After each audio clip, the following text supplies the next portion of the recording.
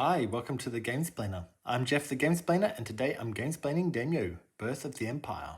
So this is Daimyo. There's a lot of stuff going on the board. It looks very busy, but when you understand what you're doing, it makes a heck of a lot more sense. So this is set up as a 3-player game instead of a 4-player game. If it was a 4-player game, we'd be using that section of the board as well. I've put the cards there just so I remember not to use that area of the board.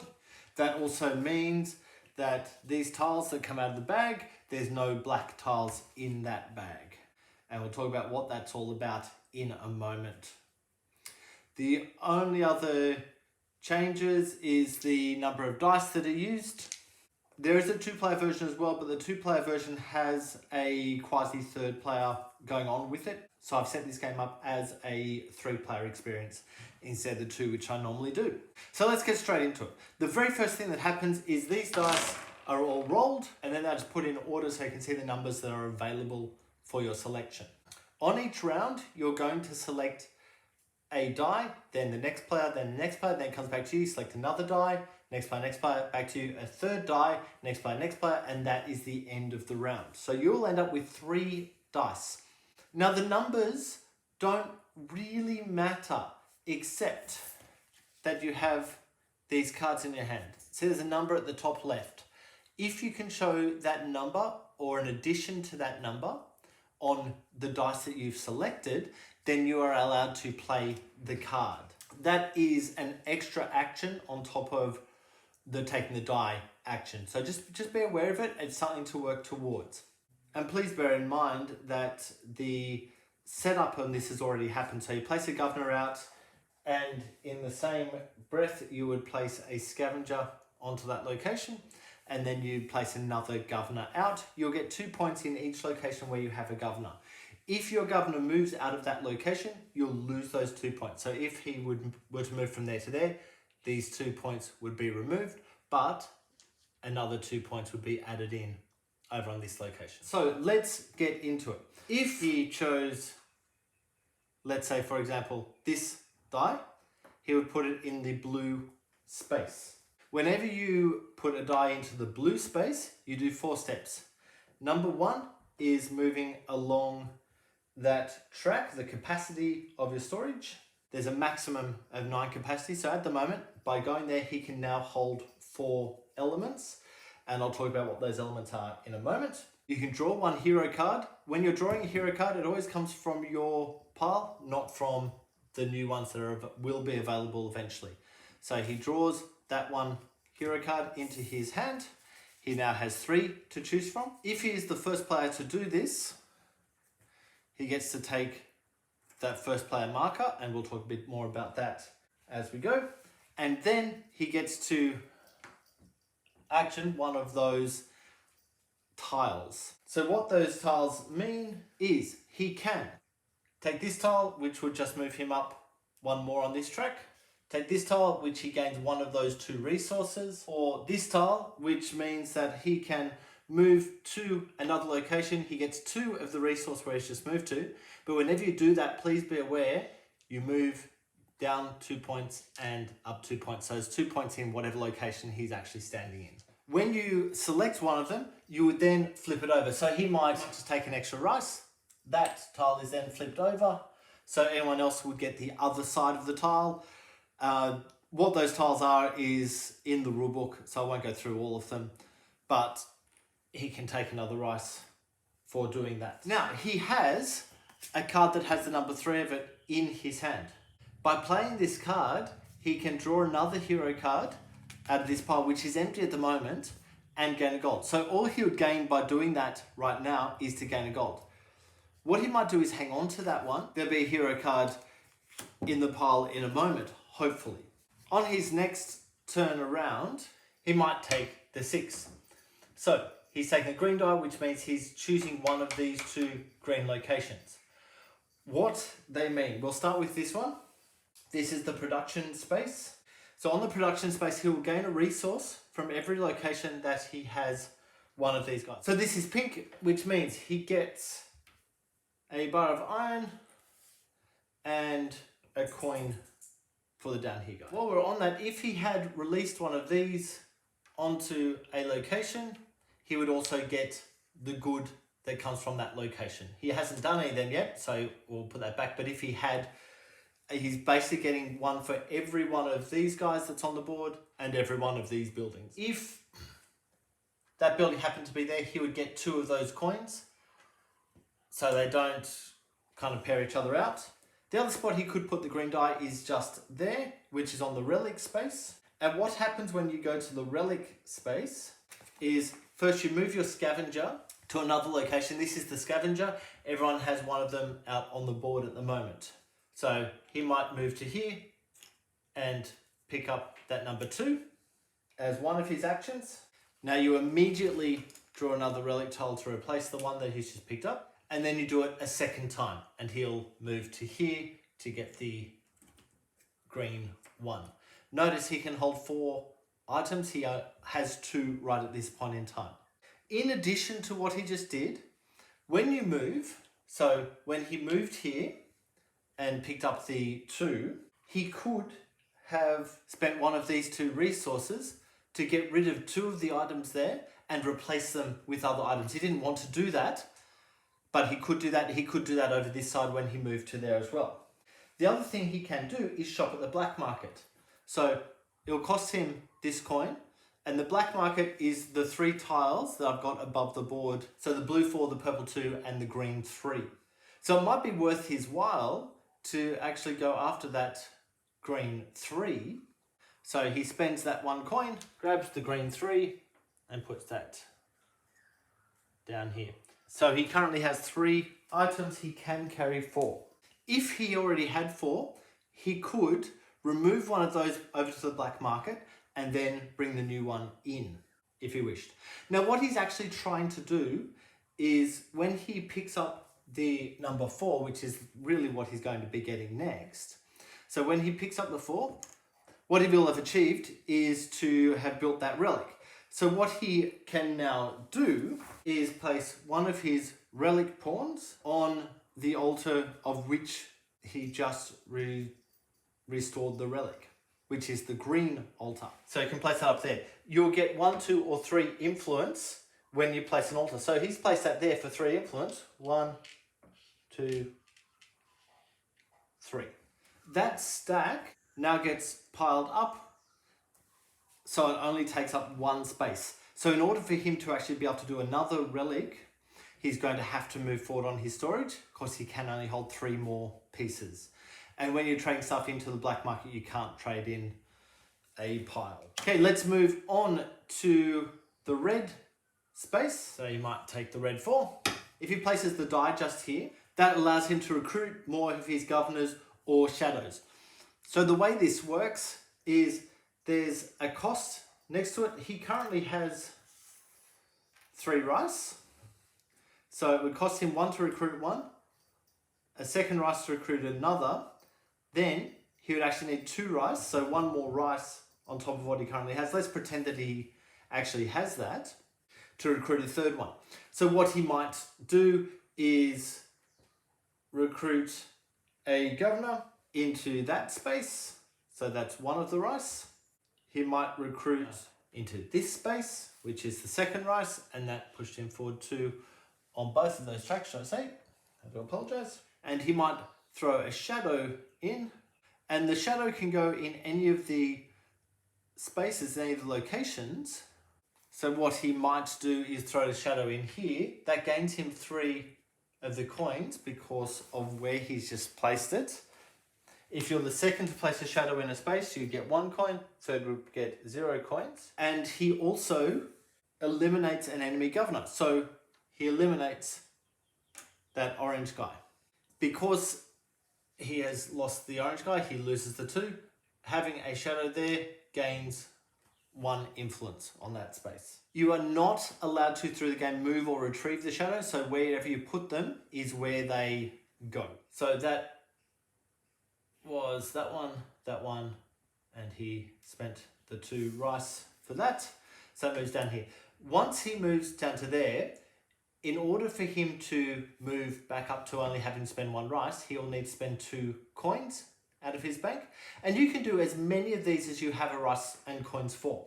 If you don't have the 2 coins, you can continue to hire guys in, but each guy will cost the 3 rice instead of it only costing 1 rice. Okay, and onto the construction spot. In order to construct, you spend the required resource, which is listed up the top here. So he could spend 2 crystal and 1 iron to build that, or he could spend 2 iron and 1 crystal to build this guy. So if he were, for example, to build this one for the 2 iron and 1 crystal, he could build that onto any of the locations that he wished, and he might throw that in there. All that does is pushes his influence forward by 2. Once he's released that, he moves the token across. I'll talk about what that does in a moment, but each of the buildings has a token underneath them. The tokens go onto these spots, and when you use a die on that spot, so let's for example imagine that he's built that, notice it will cost an extra iron, so the next building would be 3 iron and 1 crystal. So but let's imagine that's been built out. This can get placed onto any of the locations, and on a future turn that's going to stay there for the whole game. On a future turn, when he uses that location, he can gain the benefit of the token that's on there as a kind of bonus action. And bonus actions can be before or after you do the action. So that's actually a really good spot for that, because it will give him the 2 coin to be able to move through that. But for the moment, let's imagine he spends the 2 crystal and 1 iron to do this one. And once again, it can go anywhere you like. Might be worthwhile going there. So when you produce, you'll produce rice for that building as well. Once again, this has been moved across, so we can do that. And now each extra building costs 1 extra crystal. You could have placed any of the dice there or there. That's a colorless spot. You get 2 rice for placing there. So if you need rice for something, that's where to place it. That's each of the basic actions. So by doing that, he now has a 7 showing. So what he can do is use this card, and he'll gain 1 relic from one of the islands if he wished.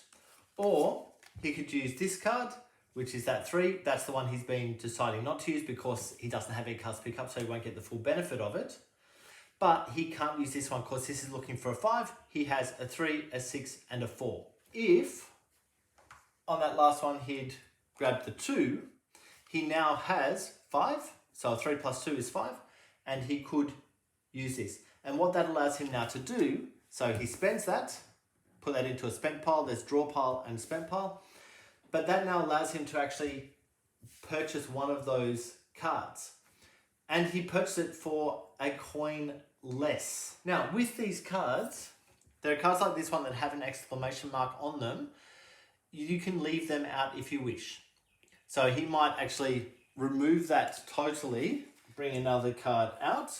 So you have the choice with this game of playing with or without those exclamation marks on that bottom right hand corner. I choose not to play with them, so if they come through I will be removing them as they go. But by him doing that, he gains a gold, and then he purchases a card for 1 gold less, and he might spend 4 gold to recruit that. So notice it's worth 5, he spent 4 because it's 1 cheaper. That now goes into his hand for him to be able to use in future turns.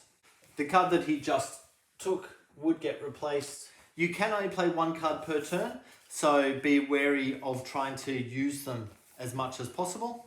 What you could also do is take a card out of your hand to change the number on a card if you're desperately looking for the 7 off this 6, for example. And you can do that as many times. So because I've got 3 cards in my hand, I could actually get rid of all 3 of them to turn this into a 6 if I wished.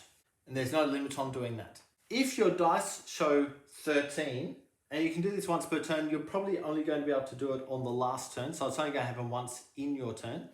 You have a specific thing that you can do. Each player has something different that they can do with a 13 plus. It depends on the strengths of your clan. So this allows you to play a hero from your hand. Let's just imagine he had some heroes in his hand. he can play one down and then do what it says on the played cards. I'll let you look up what each clan ability actually is.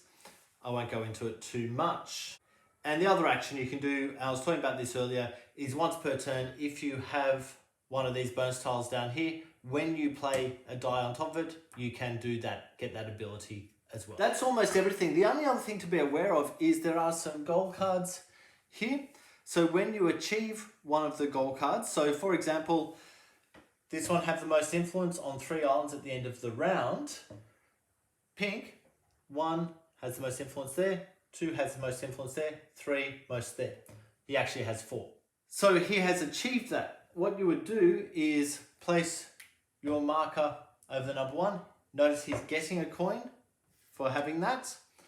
Plus he gets 3 points. Points are tracked on that part of the board. The 2 points is available for the second person who's able to achieve that.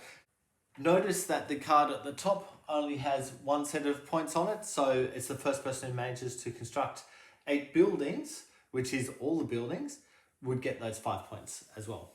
Once you get to the end of the round, so each player has had 3 goes, the first thing you would do is add up who has the most influence in each area. So for example, here, pink has the most influence. These guys have none, so they don't get any points, so it's 2 points for pink there. Pink has the most, green has the second most, which means it's 2 points for pink, 1 point for green. Here, pink and green are sharing the most. So what they do in that case is they actually split the points. So there's 3 points available, so they get 1 point each. It's rounding down on the split. So 1 point for pink, 1 point for green. Over on that one, pink has the most influence, and on the last one, once again, pink has most influence and orange has the follow-up. Notice that the further through the game you go, there are 5 rounds, there are more points available for those positionings. Then each player gains 1 coin and their choice of food, crystal or iron. He'll take a food. Then if they have these, there's 1 more coin and 1 more crystal and iron. Then the person who has the headset will choose if they wish to hang on to that headset, therefore being first player, or if they wish to give it to another player. Now the reason you might give it to another player is what's about to happen is we're about to select one of these cards. So if the player who has the headset is looking at these going, I can't afford or I don't want any of the cards that are available, he might hand that to another player. So the other player has to choose one of these cards, then another player, and then finally he would get the choice. So he'd be able to bring a couple of new cards in. Or if he can see that he really desperately wants that one up the top there, which isn't available, it just shows what's coming up, he might give that to this player. So this player would then purchase a card, and then he can purchase a card. When you purchase a card, that goes straight into your hand. The cost is in the top right-hand corner of the cards, and bear in mind there is points at the end of the game for the costs of the cards that you have in your hand. So let's say, for example, he has these 2 cards, he purchases this card. What then happens is that the cards that have been used, because there's nothing in his draw pile, they get shuffled and put back down, and you draw the top card back into your hand so you can keep going from there with a hand. So end of game points is points for the relics. So there's a listing of points where if you have 1 relic restored, it's worth 3 points, 2's worth 7, 3's worth 12, etc. So you're getting more points for the more relics you've done. You're getting points for the number of buildings that you have on the board. So 1 building from this type is 1, 1 building from this type is also 1. These are the techno farms. If you have 2 of them, it's worth 4, 3 is worth 7, and 4 is worth 12. And these other ones, the radio towers, is worth 1, 2, 4, and 7. So it's kind of getting more each time you get through it. So you gain the points on the top right-hand corner for the hero cards. So there's 9 points there, plus any of these markers you have. So that would be 10 points worth. Whoever has the most would get 10 points. Whoever has the second most will get 5, and the third most will get 2. So you're not actually gaining 10 points for that. He might have 20 points worth here. He's only going to gain if he's got the 10 points, or if he's got second most 5 points. Then gain 2 points for if you have that in the final round, the helmet. And then if you have 5 of these, they're worth 1 point each. And that, my friends, is everything. I hope this helps you get Daimyo to the table. If you have any comments or suggestions, please write them below. If you have any games that you would like to be Gamesplained, please shoot me an email to thegamesplainer@gmail.com. Follow me on Instagram and Twitter @thegamesplainer to keep up to date with the games that I'm playing. Subscribe to my videos to keep up to date with the games that I'm gamesplaining. And until next time, enjoy gaming.